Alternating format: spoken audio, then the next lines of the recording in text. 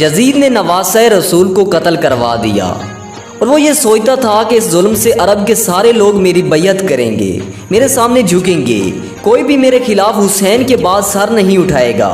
لیکن جب رسول اللہ کی بیٹیاں قید ہو کے کوفہ و شام کے بازاروں سے گزریں تو ان کے خطبے سنتے سنتے لوگوں کے مردہ ضمیر جاگنے لگے اور یوں یزید کے خلاف بغاوت پیدا ہو گئی۔ ہر کوئی یہی سوچنے لگا کہ اسلام اللہ کا دین ہے، محمد مصطفیٰ اللہ کا رسول ہے اور یہ خاندان اللہ کا محبوب ترین خاندان ہے۔ جس نے اس کے ساتھ ظلم کیا اس کو بادشاہ کہنا سب سے بڑا گناہ ہوگا۔ اور یوں مدینے والوں نے یزید کی بیعت سے انکار کر دیا۔ یزید نے مدینے پر حملہ کیا۔ تاریخ میں لکھا ہے کہ 3 دن تک یزید کی فوج مسجد نبوی میں اپنے گھوڑوں کو باندھ کے اصحاب رسول کے ناموس کے ساتھ بے حرمتی کرتے رہے اور یوں مکے سے بھی یزید کے خلاف بغاوت پڑنے لگی۔ پھر یزید نے خانہ کعبہ پر حملہ کیا اور خانہ کعبہ کو آگ لگا دی۔ اس واقعے کو واقعہ ہیرا کے نام سے آج بھی یاد کیا جاتا ہے۔ ہر کوئی یزید پر لعنت کرتا رہا، لیکن یزید کسی کو بھی اپنے خلاف دیکھتا تو اس کا سر قلم کروا دیتا تھا۔ لیکن اللہ کی عدالت انصاف کرتی ہے۔ واقعہ کربلا کے کچھ ہی دنوں کے بعد یزید ایک ہلاکت خیز اور انتہائی موذی مرض میں مبتلا ہوا۔ پیٹ کے درد اور آنتوں کے زخموں کی تکلیف سے مائع بے آب، یعنی جس طرح مچھلی پانی کے بغیر تڑپتی ہے اس طرح تڑپتا رہتا۔ اس کی آنتیں جلنے لگی تھیں۔ وہاں کے حکیم پریشان ہونے لگے تھے کہ یہ کیسی بدترین بیماری ہے کہ تمہارا پیٹ اندر سے ختم ہو رہا ہے، جل رہا ہے۔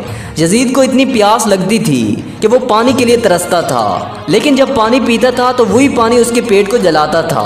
وہ اپنا سر پیٹتا رہتا تھا اور اس کے محل کے لوگ یزید کو اس حالت میں دیکھ کر یہی کہتے تھے کہ یہ عذاب حسین ابن علی کو پیاسا رکھنے کی بدولت ہے۔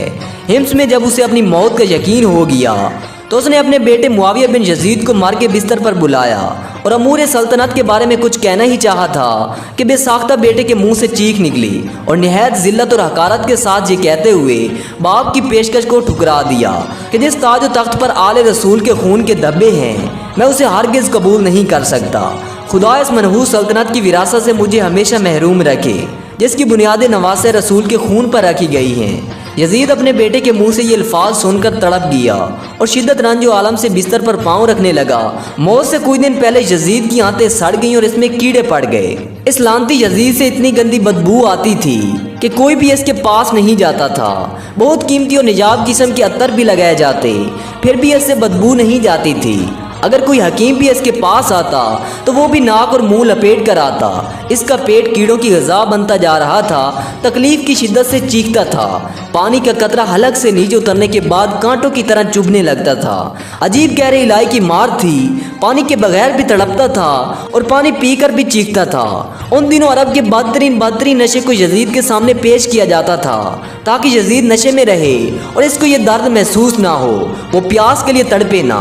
ایسے نشے کی حالت میں سپاہیوں سے کہنے لگا میرا وہ بندر کہاں ہے جو میرے ساتھ رہتا ہے؟ لوگوں نے کہا شاید جنگل کی طرف نکلا ہے۔ وہ اپنے گھوڑے پر بیٹھ کر جیسے ہی باہر گیا تو گھوڑے نے نواسۂ رسول کے قاتل کو اپنی پیٹھ سے گرا دیا اور یزید کا پاؤں گھوڑے کی رکاب میں پھنس گیا۔ وہ گھوڑا دوڑتا رہا اور یزید زمین پر گرتے گرتے اس کا سر ایک پتھر سے جا ٹکرا، لیکن وہ گھوڑا نہ رکا یہاں تک کہ اس کا پورا جسم ٹکڑے ٹکڑے ہونے لگا۔ چند روز تک اس کی لاش چیل کموں کی دعوت میں رہی۔ بالآخر ڈھونڈتے ہوئے اس کے سپاہی وہاں پہنچے۔ اس کی لاش میں ایسی ہولناک بدبو تھی کہ قریب جانا مشکل تھا۔ ایک گڑھا کھود کر اس کی سڑی ہوئی لاش کو دفن کر دیا گیا۔ یزید کی قبر شام کے کسی گندگی کے ڈھیر کے نیچے دبی ہوئی ہے اور لوگ اس لعنتی یزید کی قبر کو دیکھ کے لعنت کرتے ہیں۔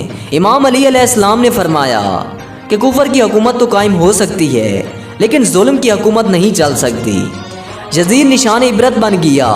اس زمین پہ جو بھی ظلم کرے گا اللہ اس کا نام ختم کر دے گا اور آنے والی نسلوں کے لیے اس کو نشان عبرت بنا دے گا۔